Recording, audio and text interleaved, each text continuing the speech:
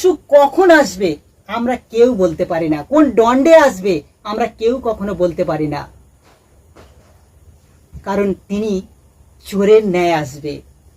কিন্তু আমরা যারা খ্রিস্ট বিশ্বাসী যারা আছি, যারা যিশুকে বিশ্বাস করে চলি, যারা যিশুর আদর্শ পালন করে চলি, তাই বলছে কি যেন কোনো মতে যেন আমরা যিশুর প্রতি বিশ্বাস না হারিয়ে ফেলি। আর যদি আমরা বিশ্বাস হারিয়ে ফেলি তাহলে আমরা সে অনন্ত জীবনের অধিকার হতে পারবো না।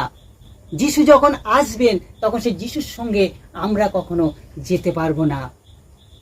তাই আমরা পৃথিবীতে যতদিন আমরা বাঁচব যেন যিশুর প্রতি আমরা বিশ্বাস করে চলতে পারি।